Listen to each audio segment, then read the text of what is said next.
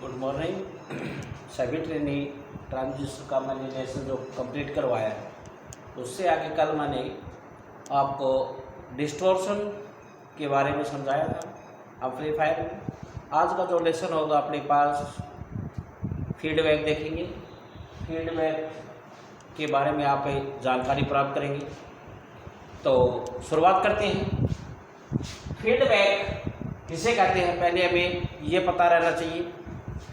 तो एम्पलीफायर जो सर्किट है अपने पास, जो मैंने एम्पलीफायर के बारे में आपको पहले जो वीडियो है उसमें मैंने आपको बताया था, तो उन सर्किटों में हमें देखेंगे एम्पलीफायर सर्किट में जो आउटपुट का कुछ भाग वापस क्या करते हैं इनपुट में देने की जो प्रक्रिया को हम बोलते हैं फीडबैक। फीडबैक अपने पास दो प्रकार की होती है। एक होती है पॉजिटिव फीडबैक और दूसरी होती है नेगेटिव फीडबैक। फीडबैक अपने पास देखते हैं तो आप एक सर्किट के माध्यम से देखेंगे कि फीडबैक किस प्रकार से। अपने पास ये एक एम्पलीफायर सर्किट है। एम्पलीफायर सर्किट में हमें इनपुट सिग्नल, जो हमें इनपुट सिग्नल देते हैं, आउटपुट में यही सिग्नल हमें बढ़ के प्राप्त होता है। इसी आउटपुट सिग्नल का कुछ अंश हम क्या करते हैं वापस इनपुट में देते हैं, उसे हमें फीडबैक सर्किट या फीडबैक कहते हैं। ये दो प्रकार की होगी अपने पास फीडबैक। एक होगी पॉजिटिव फीडबैक और एक होगी अपने पास नेगेटिव फीडबैक। इन फीडबैक के बारे में जानकारी प्राप्त करेंगे। पॉजिटिव फीडबैक की जानकारी पहले मैं बता रहा हूं, इसके बारे में आप ध्यानपूर्वक सुनेंगे। जब अपने पास फीडबैक जो सिग्नल देते हैं, सिग्नल इनपुट सिग्नल के इन फेज में होता है। क्या बोला मैंने? इन फेज। यहां पर इन फेज में होता है, वो होती है पॉजिटिव फीडबैक। फिर से देखना, गौर करके आप सुनेंगे। जब फीडबैक सिग्नल जो वापस आउटपुट का जो सिग्नल है जो आप फीडबैक करना चाहते हैं, जब फीडबैक सिग्नल इनपुट सिग्नल के क्या हो इन फेज में होता है, उसे पॉजिटिव फीडबैक कहते हैं। पॉजिटिव जो फीडबैक होती है उसका जो दूसरा नाम होता है वो होता है रीजनरेटिव फीडबैक।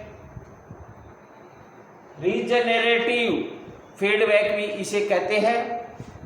अपने पास पॉजिटिव फीडबैक का प्रयोग है वो हमेशा ऑसिलेटर सर्किट होता है, उनमें किया जाता है। तो पॉजिटिव फीडबैक के बारे में मैंने बताया है। इसी प्रकार से अपने पास होगी नेगेटिव फीडबैक। नेगेटिव फीडबैक में देखते हैं तो क्या होगा आपके सामने।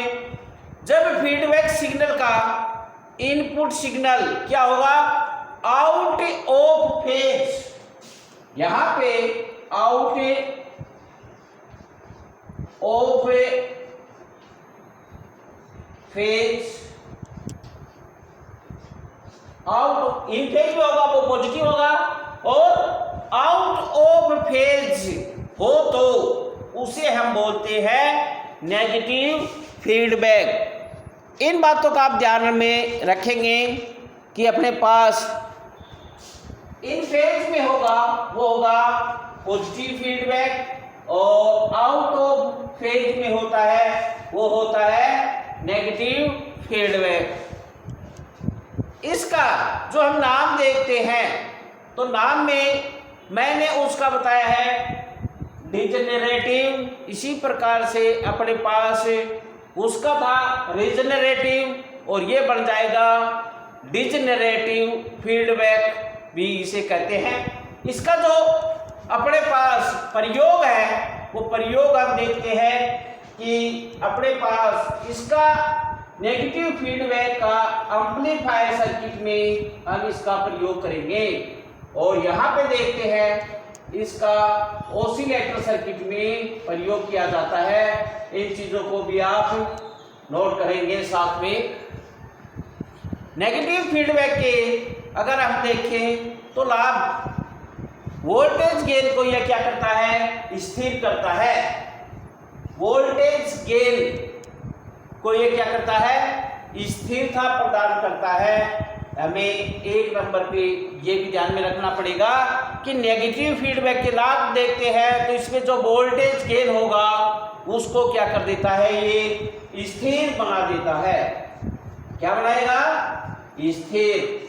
नंबर 2, वोल्टेज गेन को स्थिर करता है। नंबर 2 पे देखते हैं अपने पास एम्पलीफायर के आउटपुट सिग्नल को डिस्टॉर्शन से दूर करता है। नंबर 2 में हम देखें तो डिस्टॉर्शन।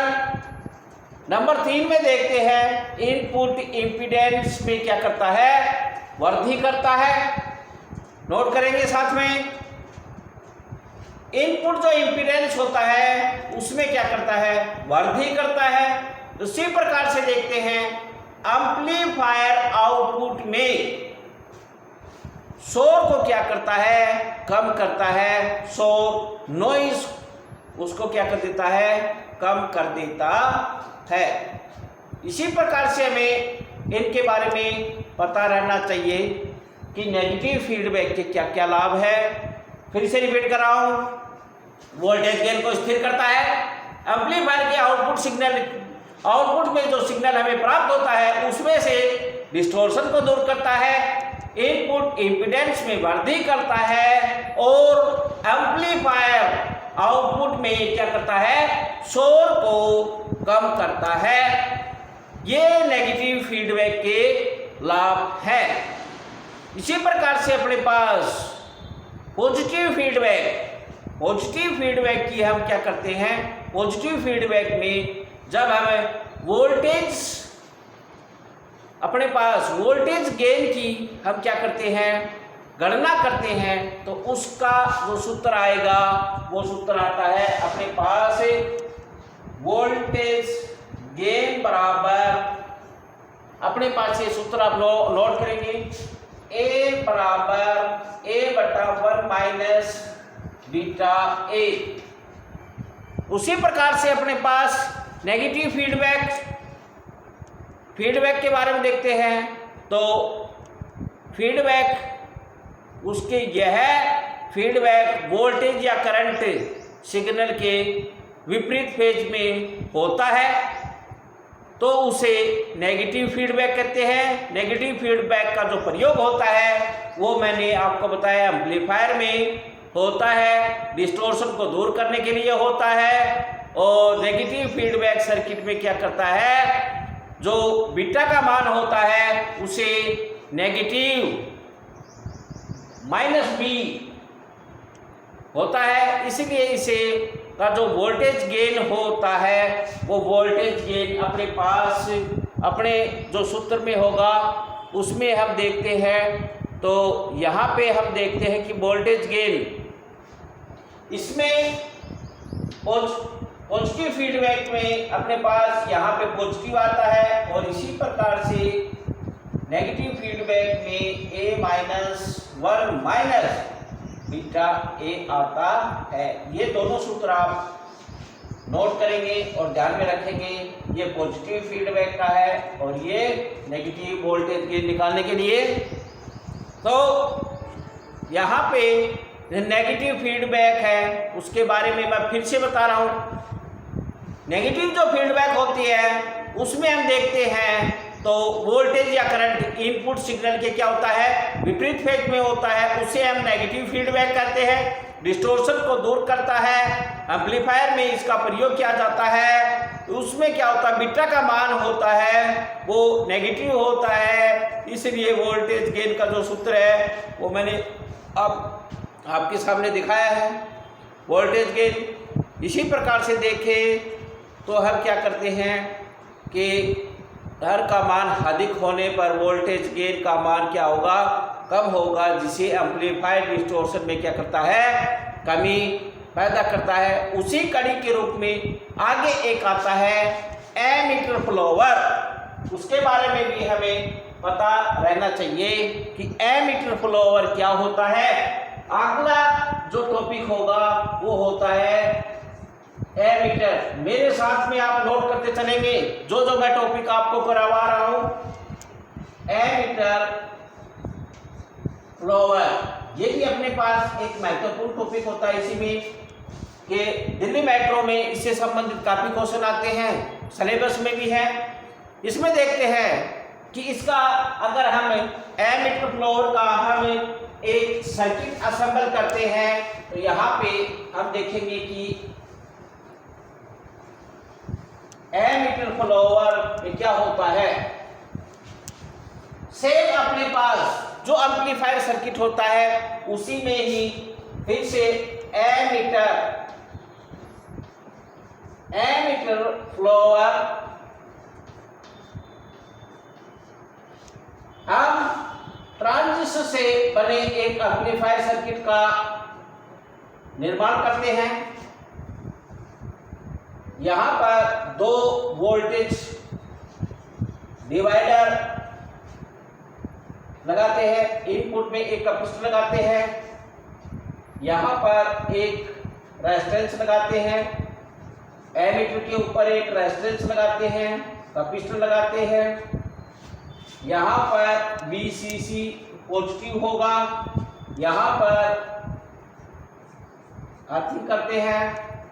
या यहाँ पर आप थोड़ा सा गौर करेंगे, ये मैं फिर से रिपीट करता हूँ। यहाँ पे आप देखेंगे एमीटर फ्लोवर में आगे का सर्किट है वो मैं समझाने की कोशिश कर रहा हूँ आपको। अगर सर्किट का वर्णन देखते हैं तो इसमें मैंने क्या लिया है, एनपीएन एक ट्रांजिस्टर के काम में लिया है। इसमें एक एनपीएन ट्रांजिस्टर का प्रयोग किया गया है।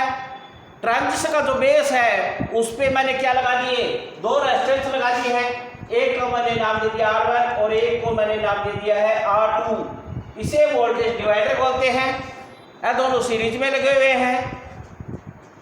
उसके बाद में देखते हैं कि यहाँ पर हम क्या करते हैं, यह ट्रांजिस्टर को क्या करता है, वोल्टेज डिवाइडर है वो बायसिंग प्रदान करने का काम करता है तथा क्रॉस ओवर डिस्टोर्शन से, मैंने पहले भी बताया था कि क्रॉस ओवर डिस्टोर्शन से क्या करता है, दूर करने के कार्य करते हैं। दो मैंने इसमें कैपेसिटर लगाऊंगा, एक कैपेसिटर को अभी छोड़ रखा है C1, आउटपुट में होगा एक कैपेसिटर C2 है। C1 से मैं इनपुट दूंगा और C2 है वो आउटपुट में हमें प्राप्त करते हैं C2 से।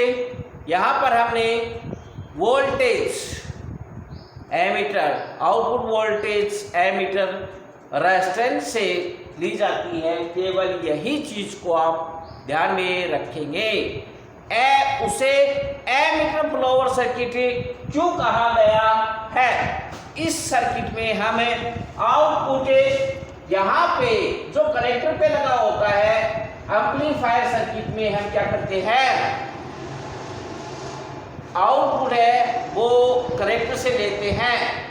एमीटर फ्लोवर सर्किट में केवल यही बात को आप गौर करेंगे कि आप यहां से आउटपुट नहीं लेकर ये जो अपने पास एमीटर के ऊपर जो रेजिस्टेंस लगा हुआ है यहां से कैपेसिटर लगा के आउटपुट प्रदान करेंगे।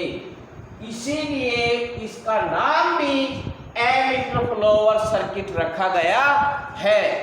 हर एम्पलीफायर सर्किट में मैंने दिखाया, बोर्ड के ऊपर चित्र बना के भी आपको समझाया है कि कलेक्टर से हम आउटपुट या C2 जो कैपेसिटर होता है वो हमें किस पे लगाते हैं, कलेक्टर से, और कलेक्टर से आउटपुट प्राप्त करते हैं। एमीटर फ्लोवर सर्किट में यही होता है कि हमें यहाँ पर जो एमीटर के ऊपर जो रेजिस्टेंस लगा रखा है यहाँ से हम आउटपुट प्राप्त करते हैं। इसलिए इसे क्या बोलेंगे, एमीटर फ्लोवर सर्किट कहते हैं। दूसरे शब्दों में हम देखें तो आउटपुट वोल्टेज इनपुट वोल्टेज को क्या करेगा, फॉलो करता है। इसलिए इसे फ्लोवर कहा जाता है। इस सर्किट का प्रयोग है एमीटर फ्लोवर सर्किट का जो प्रयोग है वो इम्पीडेंस मैचिंग के लिए किया जाता है। इन बातों को आप ध्यान में रखेंगे। ये एमीटर फ्लोवर सर्किट का भी आप जानकारी प्राप्त कर चुके हैं। इनके बारे में मैंने पहले फीडबैक बताया था, उसके बाद में मैंने बताया था आपको एमीटर फ्लोवर सर्किट। फिर से देख लेना। एक एनपीएन ट्रांजिस्टर काम में लिया है, दो बेस के ऊपर वोल्टेज डिवाइडर काम में लिया है, कलेक्टर के ऊपर एक रेजिस्टेंस लगाया है, एमीटर के ऊपर रेजिस्टेंस लगाया है, एक बाईपास का पिस्टन लगाया है, इसे C3 का नाम दे दिया है। यहाँ पे हम इनपुट सिग्नल देते हैं। आउटपुट सिग्नल में केवल यही अंतर होगा कि कलेक्टर से आप आउटपुट ने लेके एमीटर के ऊपर जो रेजिस्टेंस लगा रखा है वहां से आप आउटपुट प्राप्त करेंगे, इसलिए इसे एमीटर फ्लोवर सर्किट कहा जाता है। इसे मैचिंग इंपेडेंस के काम में ज्यादा हम काम में लेंगे। इससे तो यहाँ पर आज मैंने आपको फीडबैक सर्किट और एमीटर फ्लोवर सर्किट के बारे में जानकारी दी है। मुझे आशा है कि आप ज़्यादा से ज़्यादा इनकी कॉपी में नोट करेंगे। कोई समस्या आती है आपके सामने तो उस समस्या को मुझे व्हाट्सएप के माध्यम से अवगत करवाएंगे। आगे अपने पास जो सर्किट होगा उस सर्किट के अनुसार मैं आपको ऑसिलेटर सर्किट की जानकारी दूंगा अगले वीडियो के माध्यम से। आज केवल नए लेसन को मैं आज इस वीडियो में नहीं जोड़ रहा हूं, कल हम ऑसिलेटर सर्किट की जानकारी प्राप्त करेंगे। एम्पलीफायर और ट्रांजिस्टर से संबंधित थे, उसमें मैंने आपको सभी जानकारी दे दी गई है। आज का वीडियो इतना ही है। थैंक्स।